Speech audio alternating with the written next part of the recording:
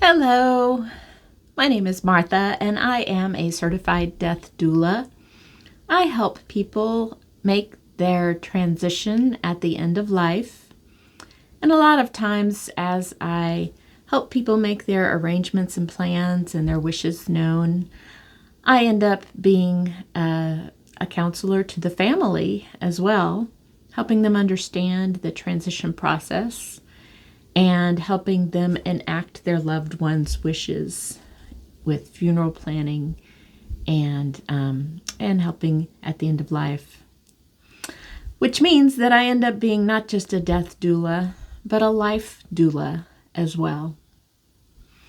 This podcast is dedicated to being tales of a death doula, things that I've learned about life as I understand more and more about death.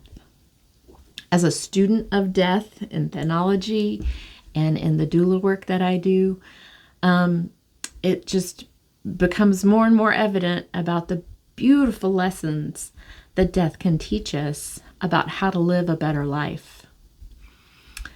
It's been a little minute since I have posted here on my podcast.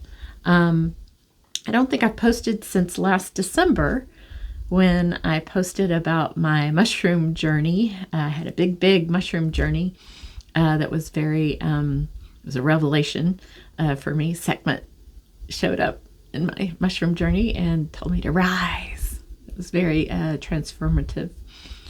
But I haven't posted since then because I've been kind of doing my own processing with 2025. 2025 has been quite a year.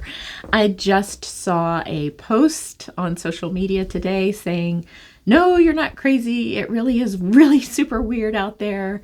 Remember that this is the year of the wood snake, and 2025 is only going to get weirder.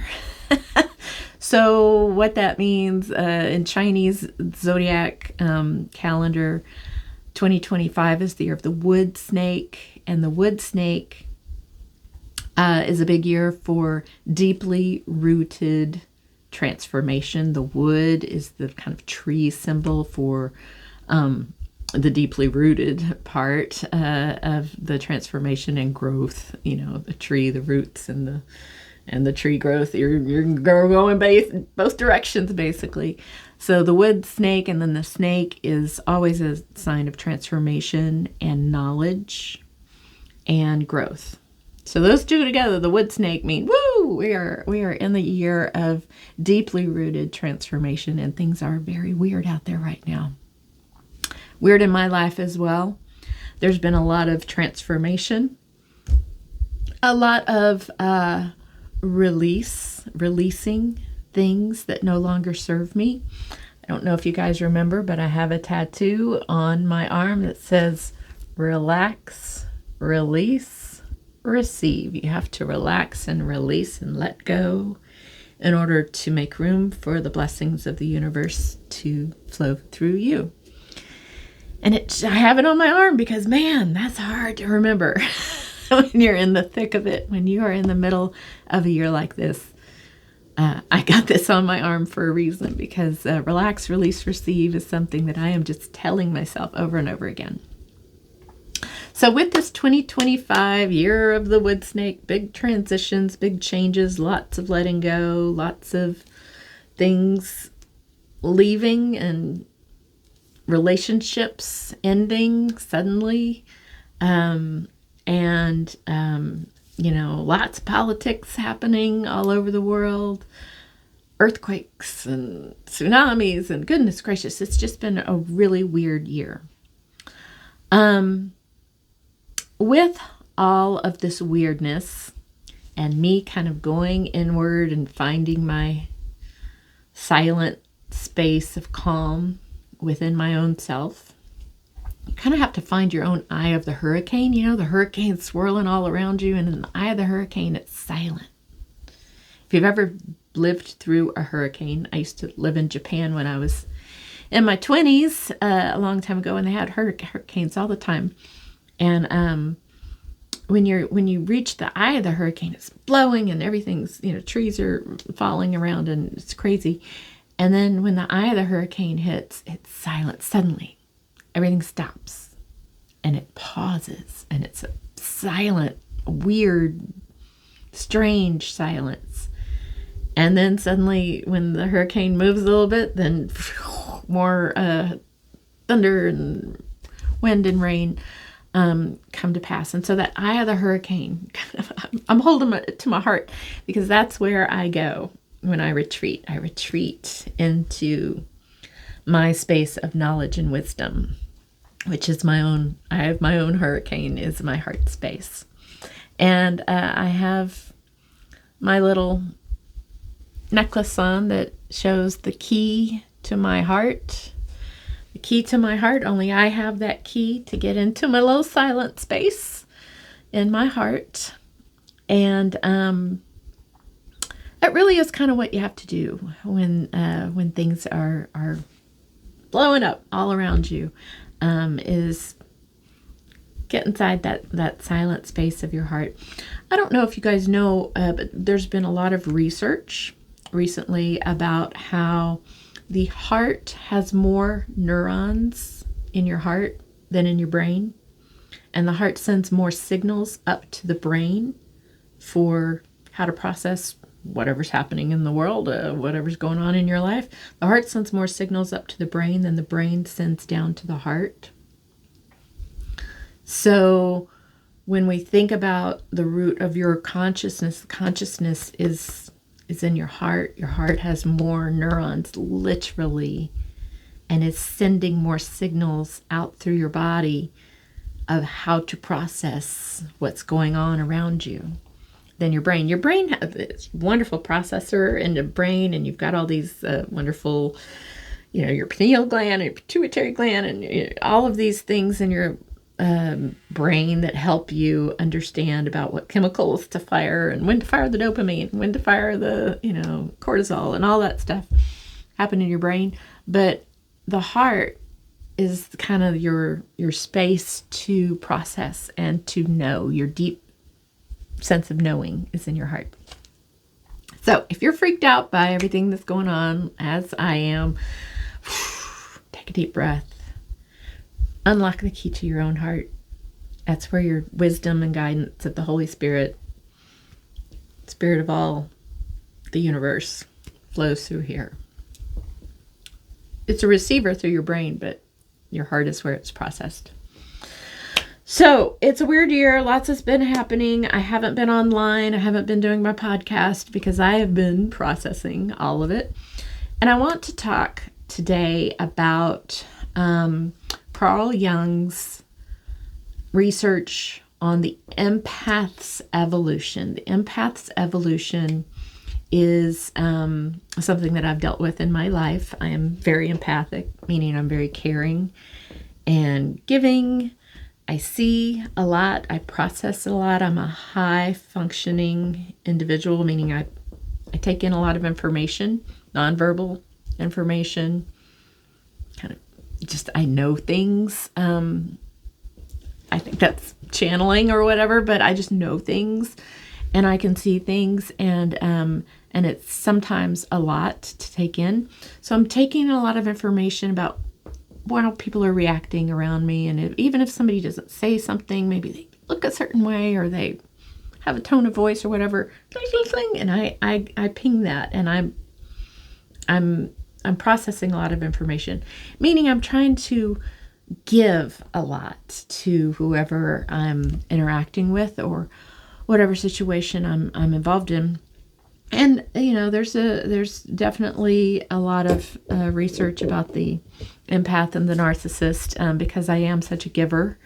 I have gotten, I've given so much that I've lost myself in trying to help others or in trying to work through something with another person. And sometimes you can lose yourself. And there's a old term, you can't pour from an empty cup. You've got to fill your own cup first, like the airplane instructions say, you have to put your own air mask on before you help your children put theirs on, because you have to be able to breathe in order to help somebody else. Your cup has to be full in order to pour out to others. And remembering to do that, to call time out, set a boundary, and take time for yourself. So that's what I've been doing this year. Taking time for myself, filling my own cup. And I want to talk about what happens there and why. So, in Carl Jung's theory of the empathic evolution, the empath gives and is deeply sensitive to others, and gives and gives and gives and gives, and will hit a point where there comes, Carl Jung calls it a crucible of consciousness. And it's when your heart says, baby, there ain't nothing else to give. You're done giving. And you have to have inward transformation at that point, instead of going outward. Or it can be giving outward, or it can be taking information from others, from your minister, from your guru, from your shaman, from your healer, from, all the people that maybe mean well or maybe don't. There's a lot of manipulation in all of those relationships. You shouldn't trust everything that you are told, right? We learn that in school, but at the same time, we do often trust. And so therefore, as somebody who wants to give and give and give, an empath can be manipulated. And so sometimes you have to shut everything out and go within and find the truth in your heart. Your heart is connected to the divine consciousness of the universe, God, if you want to call it God, universe, spirit, great spirit, is what the indigenous tribal cultures in the Americas call it. Whatever you call God, that's where God is residing in your life. And so sometimes you have to go back to God and go back to silence the world around you, silence your mind, shut your mind down, because you need your heart to be telling your mind what to do at this point. When there's a discrepancy between your mind and your heart, when your mind is telling you, oh, but so-and-so says that, I should be doing this and I should be doing that. Or so-and-so says I'm wrong for doing this or that. So-and-so says they don't like it when I do this or that. And you take in a lot of this information in your mind and you get a different signal from your heart. Your heart's like, you're on track, you're on your path, you're doing what you need to do. And there's a conflict between what your mind is sending and what your heart is sending, and that causes anxiety, that causes panic attacks, that causes PTSD, that causes all sorts of negative responses, because you don't know what to do, and you can't trust your mind, and you can't trust your heart, and you don't know which way to go, and you don't know what's right, what's wrong. Always shut out the noise, take deep breaths, listen. Your heart knows. Your heart is your God consciousness in your body, literally. Neurons in your heart outnumber the neurons in your brain. Listen to your heart. Your heart cannot lie. Your heart will not lie. Your heart knows your path. Your heart knows what's true. So that's what I've been doing, is listening to my heart. This crucible of consciousness that I had earlier this year was an upsetting situation with a deeply trusted intuitive healer that I had been working with for several years. And they encouraged me to join a group that turned out to be a cult. And they were having a New Year's Day. I didn't know it at the time, but they were having a New Year's Day kind of a cult gathering in the woods. behind. They had bought a house as a group, and there was a lot of acres of woods behind the house, and they had carved out trails and things. And it was supposed to be, I thought, a New Year's Day hike, and it turned into quite an adventure. Let's call it an adventure. It turned out to actually be quite scary. And I was drugged without my consent. And there was a lot of frightening things that this group was doing. And there was some threats, sexual assault, or chasing through the woods, and like all of this stuff was happening around me. And as I was realizing, oh my goodness, I've been given something heavy to drink, and this was not what I signed up for. This was not at all. I thought we were going to go and have a kumbaya prayer, kind of New Year's thing, and no, it turned out to be very scary. It was weird. It was frightening. I didn't know anybody. My healer wasn't there. She had encouraged me to go, but then she didn't show up. So I was there alone, and people were started to threaten me, and it was scary. So I wind up just walking out of the property and roaming around the streets of, the area where I was at. It was New Year's Day. So for New Year's Day, nothing was open. All the fast food stores and, all the, even some of the gas stations were closed. And so I wound up walking around for 3 hours, high as a kite, hallucinating, just completely. I didn't have my car keys or my phone, because all that was left. I was high. I realized that I had been drugged, and I got out of there because I felt very threatened. I think there was a threat of sexual assault, and so I did not want to just stay and sit it out. I needed to get out of there. So all of that to say that I had a crucible of consciousness. I wound up fine. I'm here. It was an ordeal. But it was a crucible of consciousness because I trusted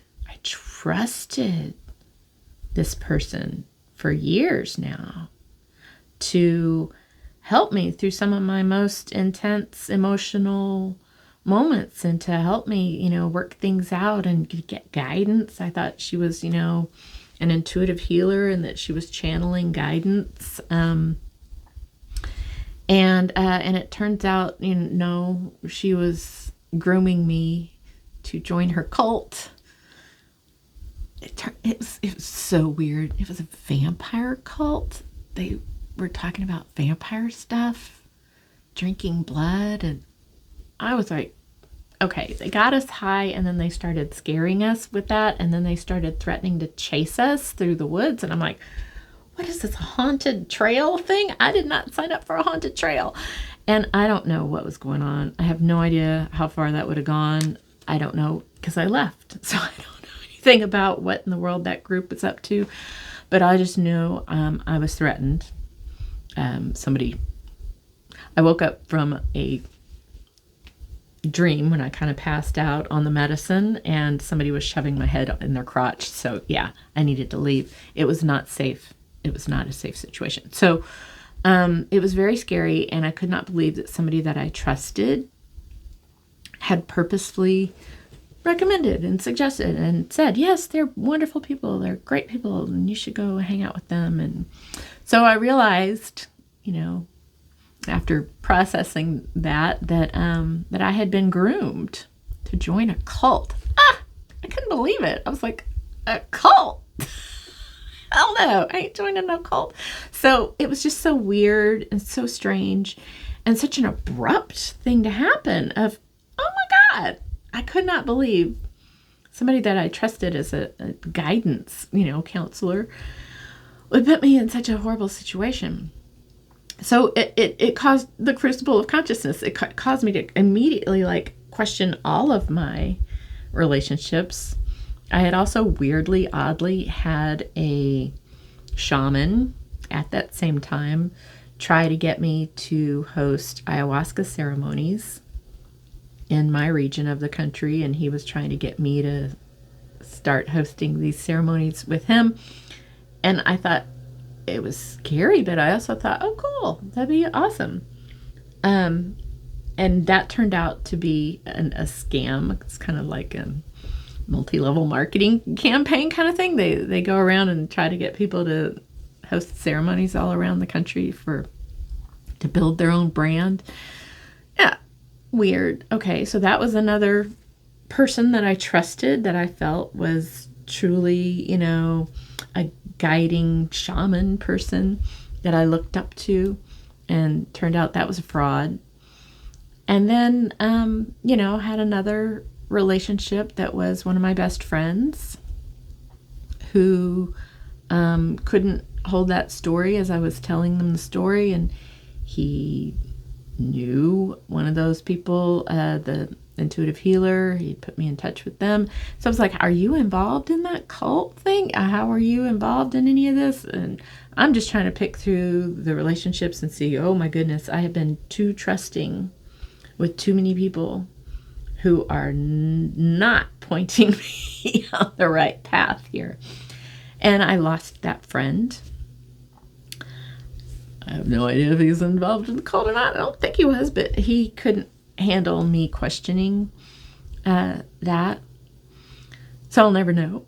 But so a lot of weird things, people that I truly trusted suddenly realizing that I had been led astray and that was not my path. And there's so many things about all of that I'm not talking about, but it's just a lot of weird stuff happened. And it caused me to turn within. So Carl Jung's quote, "Who looks outside dreams, who turns within knows." I had to turn within and listen to my own intuition, trust my own heart, trust my silence to listen to the guidance that I'm getting. I don't have to listen to anybody else. I don't have to listen to a shaman. I don't have to listen to a intuitive healer. I don't have to listen to a priest. I have this, we all are connected. You are divinely connected to the source of all that is. You already know answers to things that you think you're lost. All the answers are right here in your heart. So I've spent the last 6-7 months kind of in a silent retreat space in my own heart, to kind of sort through, okay, how did I get involved in all that? And what in the world? What a weird year. And to find my own boundaries and to set some very firm boundaries, to trust myself again, to know the way, know the path, to trust the guidance that I get, the pings on my dreams, the instant knowings that I get from divine consciousness, from my meditations, from my journaling, all of these things that I'm learning again to trust my own intuition. I don't have to go outside. I don't have to follow anybody. I don't have to trust anybody out there telling me things. I have the knowledge to give myself and others around me. And so that's kind of the empath's evolution from going from a person who is trusting and kind of sensitive and to others, giving, worrying more about other people. And then you come to a point where you're like, I have no more to give. I cannot take another lie. I'm done with the manipulations. It's over. And at that point, the empath turns in from a kind of, giving sweet person to a warrior person, where they hold that line and they block the people that are trying to manipulate them, and they cut off things that are not for their highest good, and they let go of relationships that are no longer in alignment with your highest path. And it's hard, and it's heartbreaking, and it's shocking and sudden, and it's never comfortable. It's your finding through the crisis, through the crucible of crisis, finding your own sovereignty, knowing that God is in me, with me, by me, through me. We all have this divine love energy in our hearts, learning to go within. He who seeks outside himself dreams. He who seeks within knows. So that has been my journey so far this year in 2025. It's only August. There's still a lot more to go. And this August has been so strange. There's a lot going on. Today is August 13th. And the last several days in August have been really weird. We've just had the 8-8 portal, which through numerology, 8-8. 8 is a sign of infinite wisdom. It's like a portal, you would say, to divine knowledge. And so August 8th was kind of a portal opening of divine wisdom and knowledge. August 9th was there was a meteor shower. August 10th, there was a full moon. It was a big full moon with a lot of significance in astrology around that. August 11th, there was another conjunction with Mercury going direct. And so, you know how they say Mercury retrograde, things are weird and things won't work out and things are always like a little disjointed. And so Mercury went direct on Monday, the 11th, August 12th. Yesterday, there was another meteor shower. Today, Jupiter and Venus have a conjunction. And so there's a lot of prosperity, a lot of love, a lot of new. Jupiter is the planet of new adventures, new journeys, and abundance. And Venus is the sign of love and kind of happiness and love. And so that's a lot going on. There's going to be more the rest of the week. There's something almost every day this week that's kind of a big thing. That on top of the Schumann resonance, I don't know if you know about the Schumann resonance, tracking the energies from the sun. So when there's a solar flare from the sun that hits our magnetic field of Earth, some of the rays of the sun, as you know, get through, because that's how we all are alive today, because there's sunshine that gets through our magnetic field. But there's a lot of kind of radiation, I guess, that photons and things that get through the magnetic shield. So when there's a big sun flare, it causes higher levels of photons on Earth's surface. And there's a resonance. There's a way to measure. There's a scale called the Schumann resonance, and it measures how much of the sun's energy is affecting the surface of the Earth.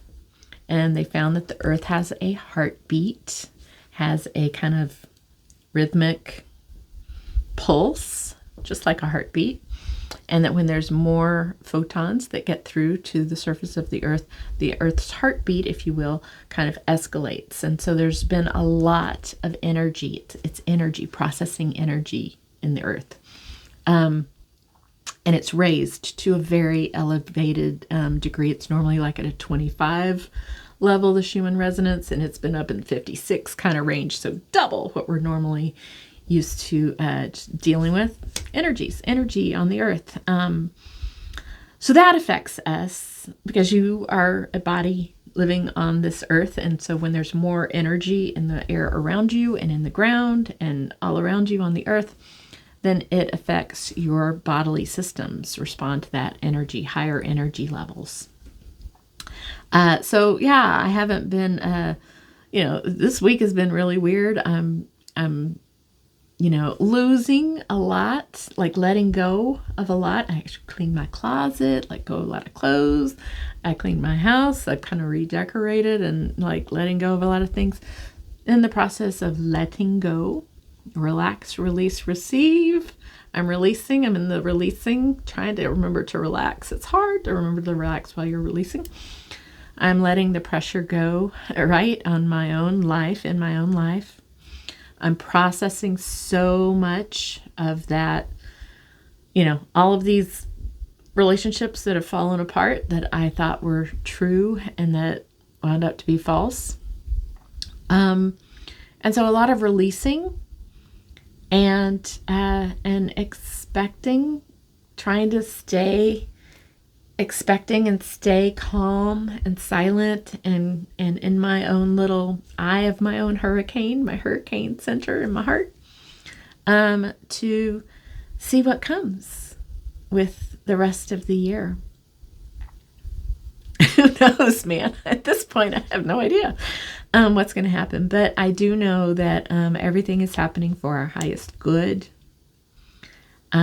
Louise Hay has a wonderful affirmation that she says, if you tell yourself this, it gets in your subconscious mind and you put good energy out there for your life, and through our thoughts, our world of reality is created through our thoughts. And if you feed your subconscious mind good, positive messages, your world will reflect that. It will be a mirror for how your mind is. So cleaning my house, letting go of things that no longer serve me, kind of like is a physical manifestation of what I'm doing in my mind. I'm cleaning out things that no longer serves me, beliefs, trusting people, some of these friendships that I've had to let go of. All of these things are kind of cleaning house, literally, metaphorically, and physically cleaning house to allow room for what's to come. I don't know, man. It might be wild. This year is already turning crazy. Financial markets are still fizzy right now with all the tariff stuff happening and wars and things going on. And that will put the job market at risk. So who knows? Are we, am I secure in my job? I don't know.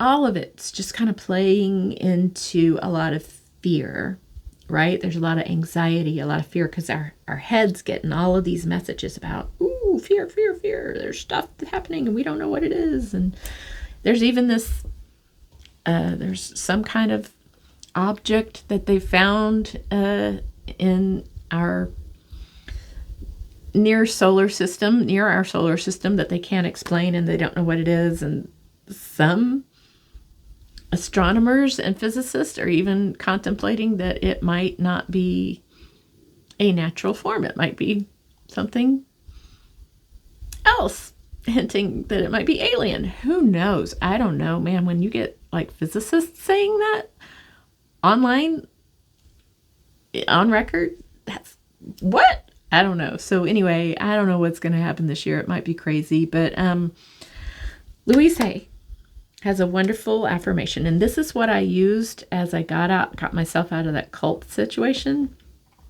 at New Year's, when I had to leave and walk away, wander the streets, I just kept saying this over and over to myself. And it goes like this. I am safe. The universe loves me. Out of this situation, no matter how bad it is, out of this situation, only good will come. Everything is happening for my highest good. I just kept saying that over and over again. The universe loves me. I live in a loving, caring universe. And the universe loves me. I am safe. Out of this situation, only good can come. Everything is happening for my highest good. I want to end by saying that it's taken me, this is August, so it's taken me 8 months to process everything that happened in January and February with all these relationships falling apart. And to realize, to really truly understand the fact that from these horrible kind of situations, it was actually a good growth process for me, if that makes any sense at all.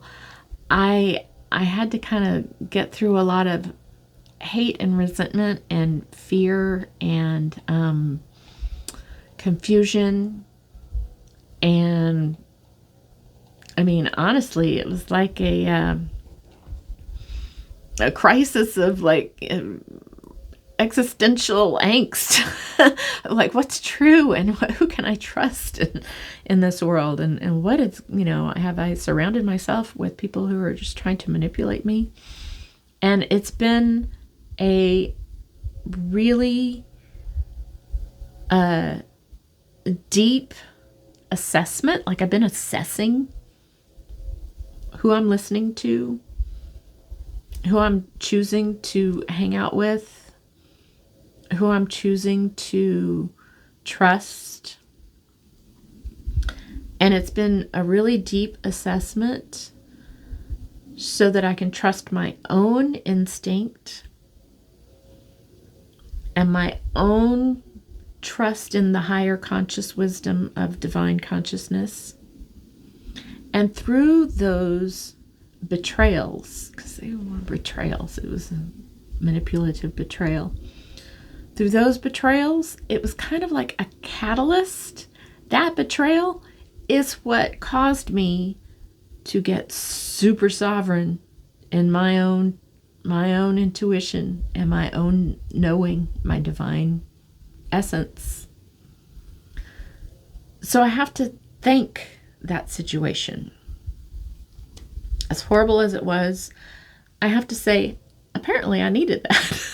Apparently I needed to go through something horrific so that I could stand up, get my backbone straight, and say, we're not doing it that way.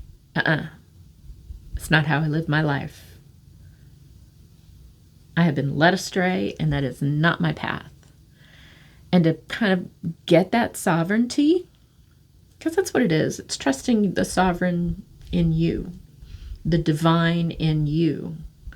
To fully, completely, totally trust that you are in the right space at the right time, that you know your best path, that you are being divinely guided by a loving, trusting universe who loves you. Trusting that, holding that space, kind of commanding your own reality by finding that sovereign space within you. I had to go through a betrayal, a crucible of consciousness, as Carl Jung would say, crucible of consciousness, to find that within me. And I'm there. And it's a hard row to hoe, I will say. It has not been an easy year. And it is, it gets a little, I want to say lonely, although I'm reading and studying and learning so much. And so I don't feel alone because I'm kind of communicating with divine consciousness, and exploring that relationship internally within myself. And so that's been a really lovely process, a really deep growth, deep spiritual growth within me. So kind of to wrap this all up, what we were saying about this being the year of the wood snake and deeply rooted transformation, that's what's been happening. I have been going through some deeply rooted transformation and learning to relax, release, receive, and let go of things that no longer serve me. The empath's evolution, it is not for the faint of heart. It is not an easy path. But I know now to trust myself. When something's not right, when I see crazy coming, I'm going to cross the street. It's Ayanna Van Zant's quote that I love. I'm not going to deal with any more nonsense. And the minute that my heart has a ping, something ain't right, we're going to follow that intuition. Your gut and your heart are older brains than your brain. These are developed first in the babies. These are where your neurons are. You have more neurons in your gut and your heart. So trust it and learn to trust it and learn to listen to it and learn to meditate and be still and breathe and own your own divine sovereign knowledge. You know you have this wisdom in your heart. If you can learn to tap into that, you will have divine knowing of knowing exactly what to do and when to do it. And that is the lesson of life that I have learned by almost being killed by a cult. So learning lots of lessons about life through experiences with death. Sometimes you got to learn them the hard way. I hope this message has helped and helped somebody out there understand, if you're in a cult, how to get out of it. If you are in a manipulative situation, how to set your boundaries, how to trust yourself, find your sovereignty, firm up your backbone and stand straight and tall, knowing that what you are being guided from your heart, you're always going to be guided in truth. Thank you for joining me. If you enjoyed this storytelling tales of a death doula, please like the video or subscribe. And share if you know anybody who might benefit from this lesson. Thank you so much, and I hope you have a blessed day.